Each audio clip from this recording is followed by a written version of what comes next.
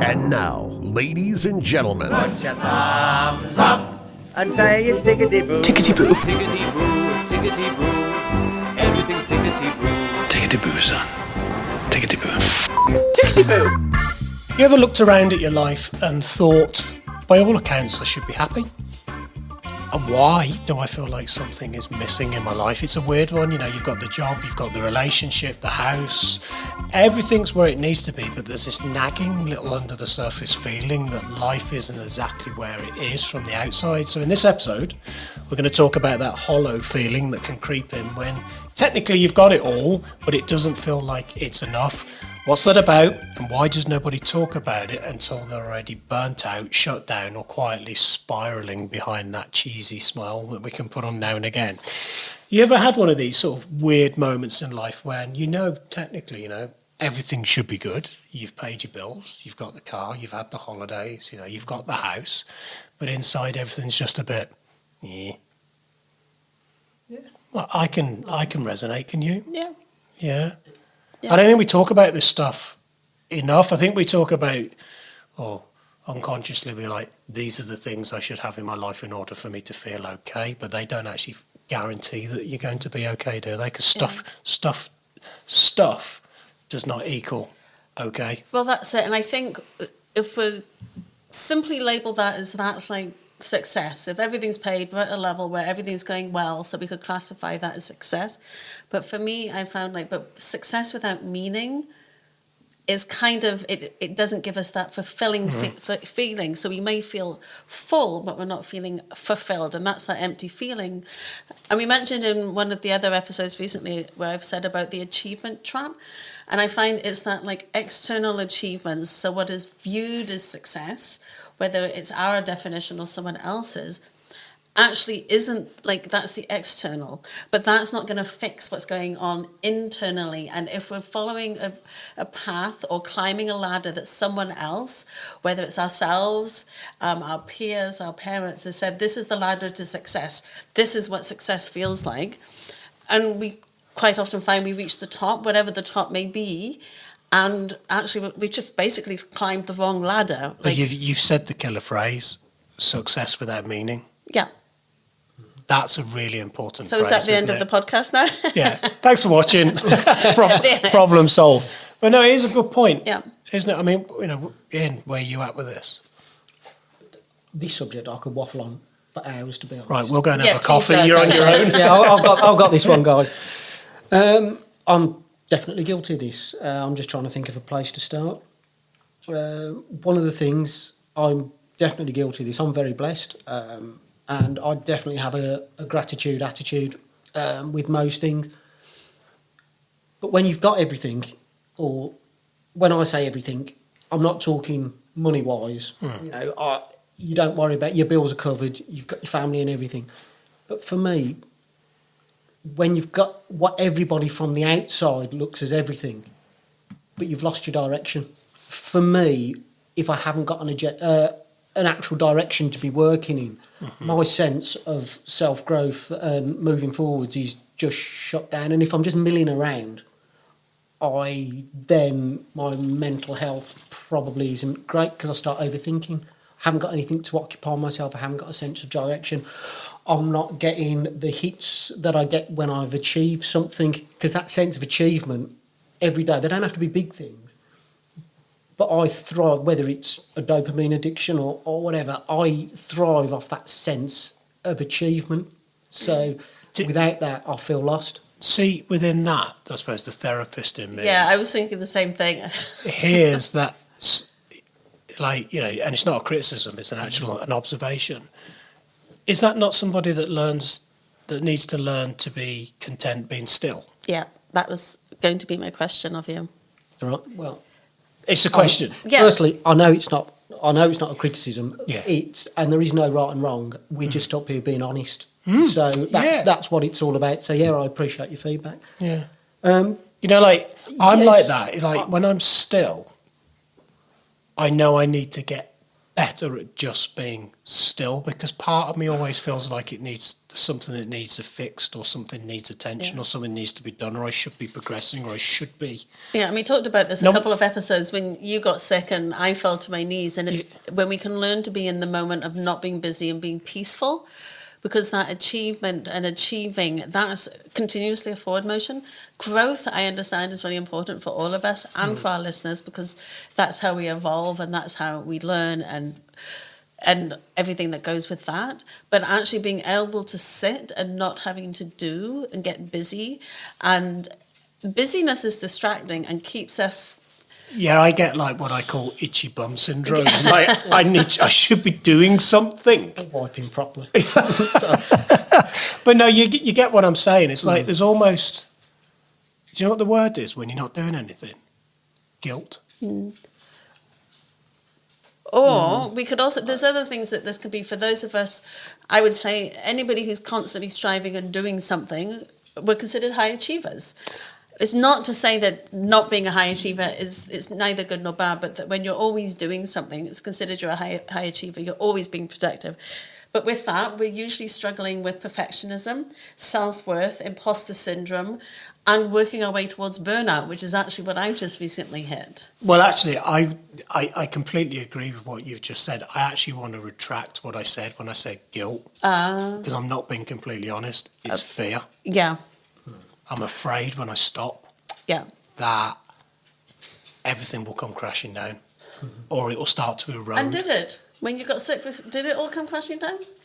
It felt like it had, but nothing had actually changed. In fact, when I pressed the play button again and started life again, it was like back up to 100 mile an hour again. But there was big discomfort in doing nothing. It's like part of me is like, we have to maintain, build, fix, because if you don't, things keep falling apart, and they don't. And I think that's why sometimes when we get to these places, when we get these achievements, when we get to the land mile, you know, the weight, the relationship, the finance, the house, the car, I'll be whatever happy it is. when. Yeah, I'll be happy. And you get there and you're like, you get the shiny, pardon my French, the shiny shit syndrome kicks in. You know, you get the dopamine hit. Show note, trigger warning. Yeah. But then quite quickly, that feeling of like comes back. Well, some of this depends your why. Now, But that's what we just said. Success without meaning. exactly. Yeah. So I've got a million examples in my own head of, which is actually, as I'm going through them in my own head now, I'm starting to think I'm quite a flawed character. We all are, though. We all are. Well, if yeah. we're honest, We're we're human. vulnerable, Well, we're human, yeah. So if you're thinking that's the perfectionism sneaking in there, then Well, maybe some of it's. Well, I'm looking at how ego-driven some of the things that I've done in the past are, and that when things are ego-driven, that's not doing it for the right reasons. It's like, for example, before now and this is probably one of the most ridiculous things I ever did, but I went and bought a big shiny car when somebody was looking down their nose at me, which was great for about a week, but then afterwards it I'll dawned. show them. Yeah, I'll show them. And then you stop for 4 years paying for a car that has stretched you. But there's another thing. See, like all this stuff, like the car, the next business opportunity, the whatever project we've got going on, project self, whatever it is. Sometimes, see, having all of that stuff, it's like we're opening up lots of internet browser tabs inside of our head. So what it does is it's not fulfillment. It just becomes more noise. it's about being filled versus fulfillment. Yeah, you know, it's more. There's enough stuff in life to think about, but then when we take on more, it's like, let's open more tabs. One's playing music, and I can't find which tab it is to turn the music off. But I'm trying to look at this tab, and for me, I think I'm at the point in my life where it's like, I don't want to have too many internet browser tabs open. I'd like to have 3 or 4 that I flick between, where part of me just goes, no, let's have 37 open and let's keep opening more and adding more in. And that's when you feel like nothing's, you know, this sense of disconnection, of the paradox of having everything. Yeah. And then you feel like, And why? the paradox of achievement, the paradox, like it's Yeah. Life can be simpler. And we hear from people when they get to the end of their life. There's that amazing book about this woman who interviewed people who were sort of at the end of their lives, and not one single person talked about their achievements. It was about the time with their family. It was about quality versus quantity. It was about emotions and feelings versus stuff. And money never came into it. Obviously, money, that's a whole other conversation, and having enough money so that we're not sinking. So are we saying that like having more can at times leave you feel like you've got less? Yeah, I believe so. It can, but again, to me, it all depends what your driver is. Now, like I said, I'm very blessed, and I've got some nice things, but what I see as success, not money, is not about materialism.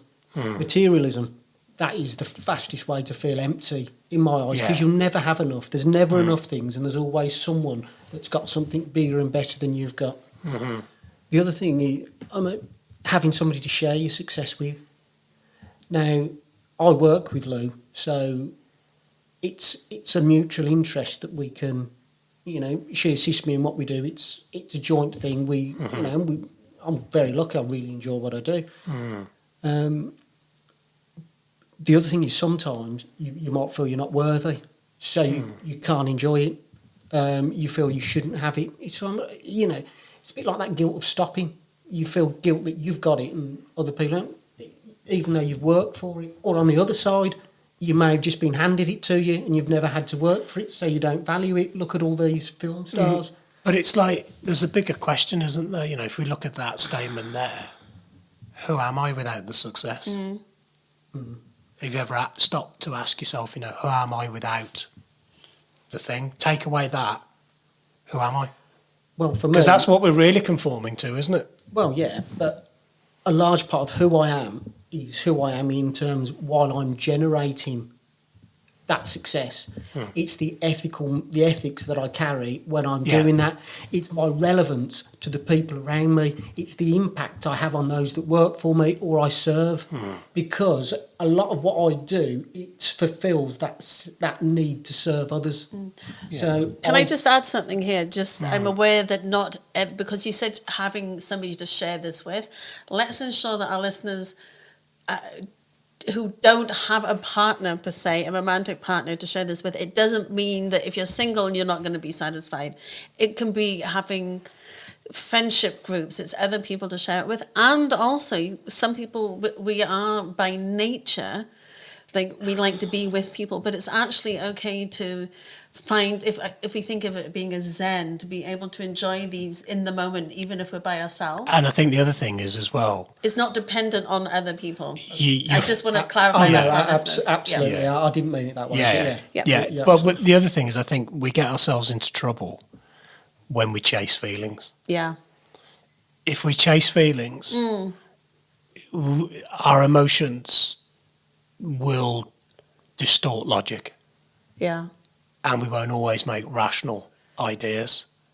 That chasing feelings is like an addiction. Fruit machines, sugar, alcohol. I'm thinking of the drugs. donkey chasing the carrot that's just tied in front of it. Yeah. So, like for me, I chase the feeling of being busy because part of me thinks, well, that's been productive and therefore I'm gaining and I'm successful. But it's false. That's not reality. Actually, when I stop, like that 3 weeks I had off ill and I stopped, I had some of the best ideas to do things in my life than I've had in as long as I can remember.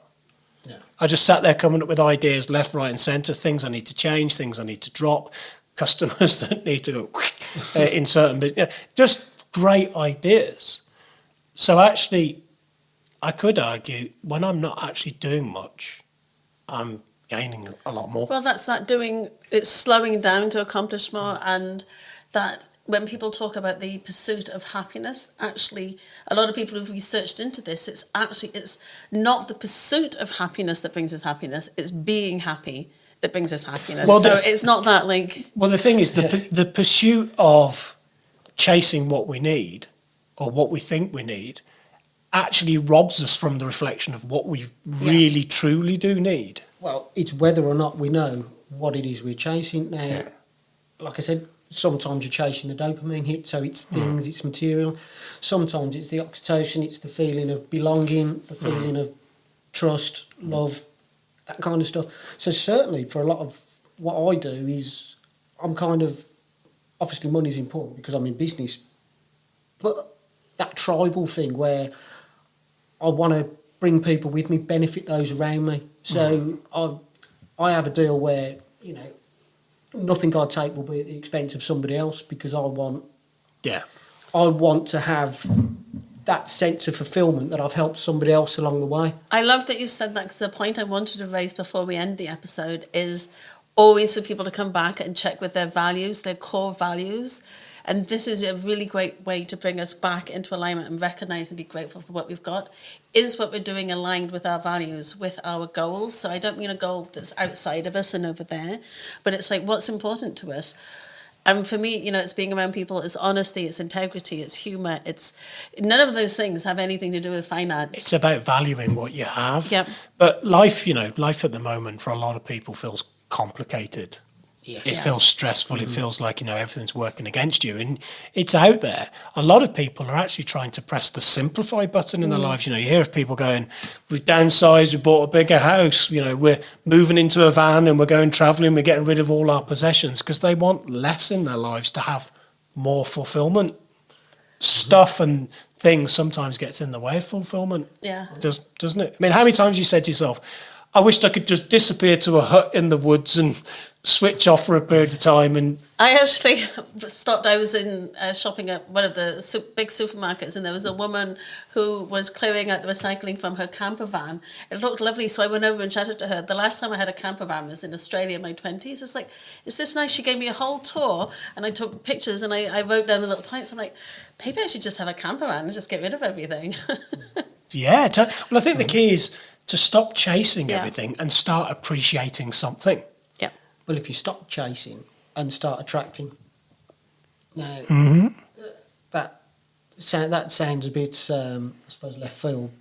But sometimes we chase so hard, we lose sight of what we have actually got. We put ourselves under so much pressure. You haven't got the time to stop and appreciate. Well, the thing is, you know, it's like running the London Marathon, but there isn't a finish line. Yeah. Where is the finish line? You know, have I set out to run a 5K, or have I created a scenario when I get to the 4K mark, I'll just go and throw another 10K on? Yeah. When does the run stop? When does it turn to a slow jog or a walk or a sit on the bench? Yeah. Well, for me, this sort of links into what Iona said. About, are we living to our own definition of success or not? What is the end game? What are we looking to achieve? I've got my idea on that has changed now. My kids have started working for me, so everything I had in mind about my 5-year plan is now changed, but it's just a new goal. It's good. But sometimes when you're chasing somebody else's dream, what happens is the cost of what you get, the perceived success that you get, the cost is just too high. And when you look at the sacrifices that you've made, I've worked around the clock, I've lost my family, I've lost my kids, I lost my health. And when you look at the cost of this perceived success was too high. Now, if I had 1 bedroom less in my house, or a car that was 3 years old on the drive instead of brand new, would it really make any difference to me being on the planet now? Absolutely not. But if I've got an attitude where I can appreciate it and I'm not chasing somebody else's idea.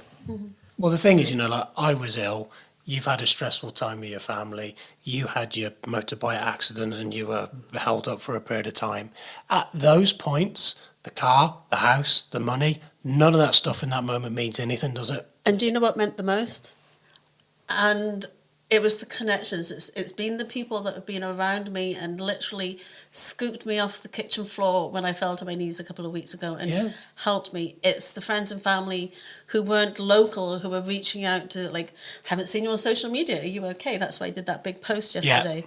And so it's been the connections and the friendship and the messages of love and reminders and offers of of support in any way they can, whether it's like a friend in Edinburgh who's offered to, you know. So many people stepped up to help me connections. when I wasn't well. in keeping business going, looking after me and making sure I was all right. And in that moment, I was grateful for those people, a comfortable sofa to sit on and rest, the nice telly to watch, and food in the fridge. Beyond that, at that moment, I didn't need anything else. I had everything I needed. I forgot that I got a nice car on the drive, that I've got holidays booked, because none of that meant anything at that point. But when the trap is when you're not in that moment of self-reflection, all the outside stuff becomes the focus. Yeah. I agree. So how do you think we keep, and for our listeners, so how do you think we keep a reminder of what's important? I think learning to keep your ego in check. Yeah. Yep. Is my ego creating a life for me that's really for the outside? And am I doing the outside to try and impact the inside? Where now it's very much, I do the inside and then the outside should just take care of itself. Yeah. Am I looking for validation? Am I just trying to be part of the tribe? Am I so scared of rejection or losing somebody? I'll stay somewhere where I shouldn't be. So somebody asked me a question the other week, and it hit me like a freight train.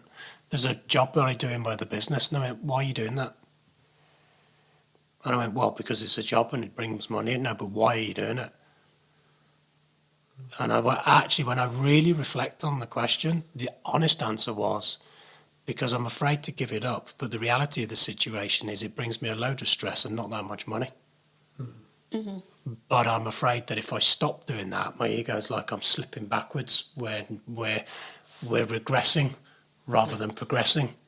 But again, we were talking earlier about wanting me saying I'd strive, I sort of thrive on that. But again, you've got a situation where your cortisol's firing off and it's telling you to stay secure, and it's stopping you from potentially moving on to something else that will benefit you. Well, more. the thing is, if I drop that, I create space in my life for the stuff that I actually need, spending time with people that mean the most to me, enjoying the walk in the park.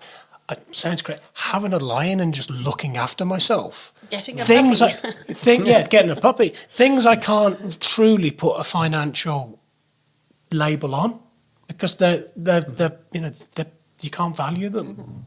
So I think that's the thing. Focus on the things, tonight instead of listing what you want, sit and write down and focus on what you already have that means stuff to you. Yes. And really focus on that. Yep. I think that's really, really key. And if you're struggling with that, you reach out to someone who reminds you that having it all is actually about connections. Yeah. Yes. Not possessions. Yes. Definitely. Yeah. If I said to you, all your connections, all the people that you love and admire, tomorrow you lose all your stuff, but you keep all of that, or you keep all the stuff and you lose them, what do you choose? It's a no-brainer. It's connections every single day. I've got a nice little piece of homework if we want to add to your little points there. Yeah. Is start going through your contact list and just each day send somebody that you haven't been in touch with just a little note. Hey, thinking of you. Do a Michael McIntyre send to all. Well, you could do that, but it's just reaching out to people individually. Like how many of us have got people in our phones that we aren't in contact with anymore? And it's some of the people who've reached out to me in this last few days are people I actually haven't seen for decades. That we take for granted. Yeah. That me being ill, the amount of people that stepped up in ways I wouldn't believe and looked after me really humbled me. Yeah. Because you take that for granted and you forget that it's there. These people, some people that aren't family are more like family.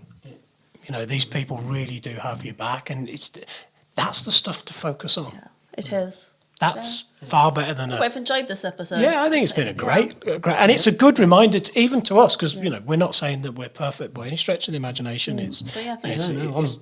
We're all still a work in progress. I know for sure I am, and the more I learn, the more it's a stark reminder sometimes, isn't it? It's that little reminder. Well, we hope you've enjoyed that episode.